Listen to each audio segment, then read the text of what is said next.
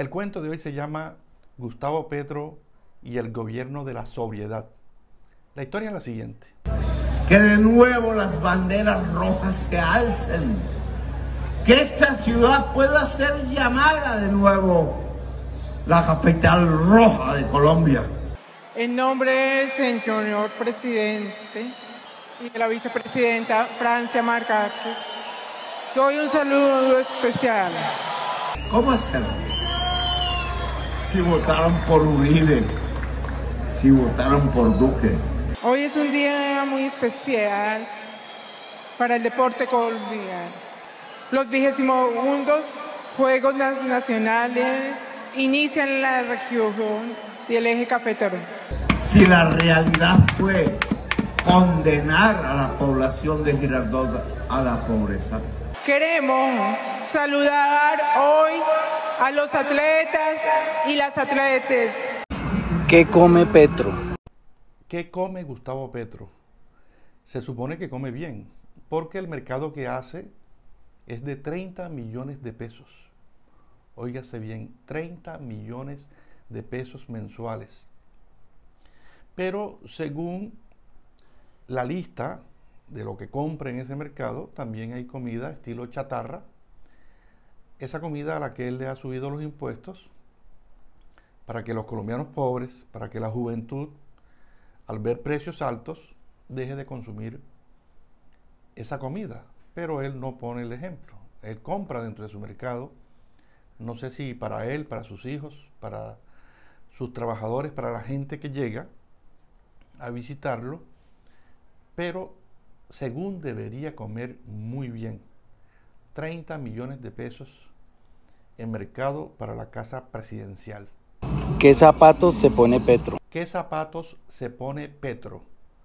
Petro se pone unos zapatos de marca Ferragamo de 1.500.000 pesos. Debe uno caminar sabroso con esos zapatos. Yo que voy aquí al gimnasio, aquí cerca, con unos zapatos de 80.000 pesos y vengo agotado. No por los ejercicios que hago en el gimnasio, sino por lo incómodo que son esos zapatos de 80.000 pesos. Pero ya hablando de un par de zapatos Ferragamo de 1.500.000 pesos, se debe caminar más sabroso, ¿cierto? ¿Qué libros lee Petro? ¿Qué libros lee Petro? Cuando Petro estaba en campaña, yo pensaba que Petro era un tremendo lector. De hecho, cuando Petro fue alcalde de la ciudad de Bogotá, en una de las ferias del libro que le tocó en su gobierno, que el país invitado a la Feria Internacional del Libro de Bogotá, el país invitado fue Perú, estuvo dentro de esos invitados especiales de Perú el Premio Nobel de Literatura Mario Vargas Llosa. Y Petro, en el discurso de inauguración de la Feria Internacional del Libro de Bogotá, se jaló tremendo discurso alrededor de la ciudad y los perros. Novela, primera novela de Mario Vargas Llosa, que la escribió cuando era muy jovencito. La escribió a los 19, 20 años. Y yo creo que a los 21 años ya él tenía esa primer gran obra publicada. Petro se tiró un discurso y trajo a colación la ciudad y los perros. Pero en la actualidad yo no creo que Petro lea nada, porque él se la pasa todo el tiempo en Twitter, posteando locuras y con una ortografía bastante denigrante, con problemas de construcción de frases, con problemas gramaticales, ortografía cero. Entonces yo no creo que Petro lea. Y sobre todo cuando confundió a Isabel Allende, escritora, con Isabel Allende, senadora de Chile. De manera que yo no creo que Petro actualmente esté leyendo un libro. El hombre se la pasa todo el tiempo en Twitter molestando y posteando locuras. ¿Que por qué Petro no tuitea? Eso debe ser que anda perdido. Que por qué Petro no tuitea. Oye, pero si eso es lo que él hace todo el tiempo. todo el tiempo está tuiteando en algo que ya no es Twitter. Se la pasa trinando en X, en su cuenta de X, que a veces provoca mandarle a alguien para que le quite el celular. Y yo a veces me he preguntado, ¿la batería del celular de Petro nunca se acaba? Porque ese hombre trina, trina, trina y trina. Así que esa pregunta no va, señor Gustavo Bolívar. Que Petro no llegó a la cita habiendo llegado. Que por qué Petro no llega a las citas pudiendo haber llegado. Pero eso es cierto.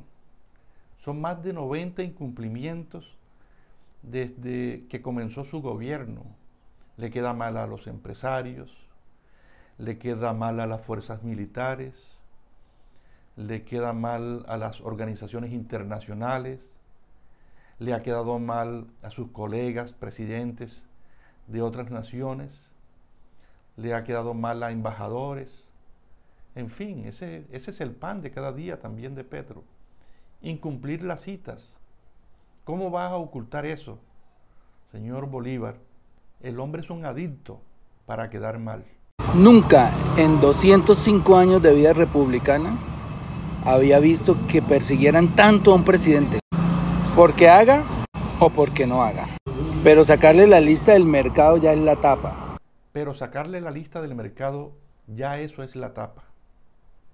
Pero eso también es cierto, señor Gustavo Bolívar. Se supone que este es el gobierno del cambio, donde no se iba a hacer lo que se estaba haciendo en los otros gobiernos corruptos de derecha. Este era el gobierno de la austeridad. ¿No le parece exagerado 30 millones de pesos en comida, donde se habla de los niños que están muriendo de hambre en La Guajira por desnutrición, los niños del Chocó, los niños del departamento de Sucre, los niños pobres de Colombia? Entonces es contradictorio. El discurso de campaña no va acorde con lo que se está dando en la actualidad en el gobierno. No son consecuentes. Así que, ¿qué se puede hacer? Este es el gobierno del cambio, o era el gobierno del cambio. Y al parecer siguen igual o peor que los otros gobiernos a los que tanto criticaban ustedes, los que ahora están en el poder, que antes eran oposición. Así que, como diría su vicepresidenta, de malas, señor Gustavo Bolívar, eso hay que decirlo, porque este es o era el gobierno del cambio. Esto lo que nos demuestra es que estamos ante una oposición bastante pobre, sin altura, ignorante. Estamos frente a una oposición ignorante. ¿Será? Este señor Bolívar es bastante agresivo. Creo que el hombre es muy ofensivo al decir que ellos están frente a una oposición ignorante, porque dicen la verdad, porque de eso se trata la oposición, decir lo malo que está haciendo el gobierno actual, donde Petro fue un experto en eso, en denunciar, en sacar trapitos al sol, en buscar la manera de poner preso a los corruptos. De eso se trata la oposición. Pero me parece de mal gusto que usted, señor Bolívar, escritor, el mejor escritor, el escritor mejor pago, así dice él, decir que estamos frente a una oposición ignorante. Afortunadamente Bogotá no votó por usted. Son capaces de inventar y hacer cualquier cosa. Son capaces de inventar y de hacer cualquier cosa. Dice el señor Bolívar, me imagino que está hablando también de la oposición. Pero vamos a hacerle un recorderis, señor Gustavo Bolívar. El caso de María Elvis Mesa no fue un invento. Esa es una realidad del gobierno del señor Petro. El caso de Laura Saravia y el flujo de dinero en maletas en su apartamento no es un invento. Eso no es cualquier cosa. Eso fue una verdad. El tema de las chuzadas y el tema del uso del polígrafo. sin ninguna autorización. Señor Gustavo Bolívar, eso no fue invento, eso fue verdad. El caso de los audios de Armando Benedetti y de los 15.000 millones de pesos que consiguió en la costa, y que si él habla sobre esos 15.000, si se cayeron las Torres Gemelas, también se puede caer cualquier gobierno. Eso no fue ningún invento, señor Gustavo Bolívar. Eso es una realidad. El caso del hermano del señor presidente Gustavo Petro, Juan Fernando Petro. Eso no es invento, eso es una realidad. El caso de Dais Vázquez, que fue directo a la revista Semana, llamó, hizo una denuncia sobre su ex esposo Nicolás Petro.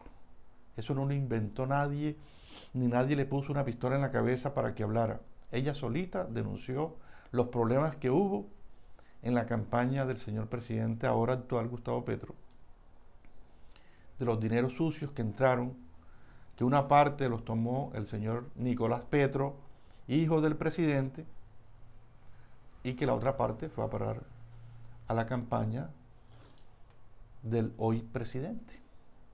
Eso no son inventos, señor escritor, mejor escritor pago de Colombia.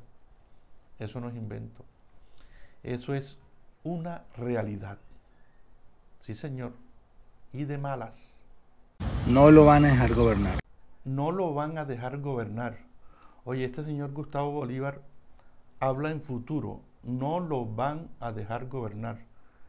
Pero si es que ya el mandato de Petro es una realidad. De hecho, ya tiene un pasado. Porque comenzó el 7 de agosto del año pasado, de 2022. Ya van aproximadamente 18 meses de gobierno. Hay un presente que no es el mejor presente, y no es por culpa de la oposición, es por culpa de todo el grupo que tiene el presidente a su alrededor, ministros,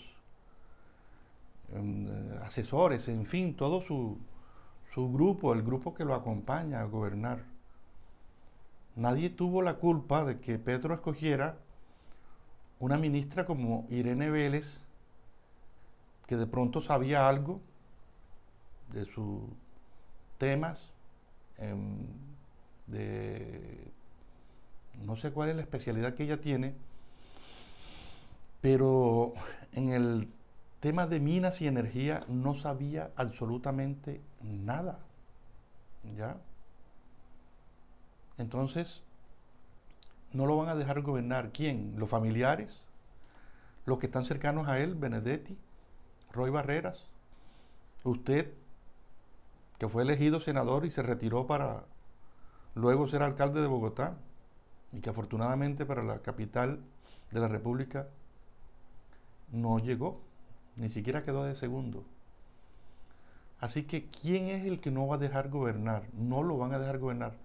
Los familiares del presidente, los asesores, los ministros, esta ministra de Deporte, con esa fluidez que tiene para el discurso. Hubo problemas de audio, estaba borracha, estaba embriagada. Señor Gustavo Bolívar, este es el gobierno del presidente Gustavo Petro, el gobierno de la sobriedad. Yo soy Amaury Pérez Banquet y nos vemos en una próxima oportunidad. Chao, chao.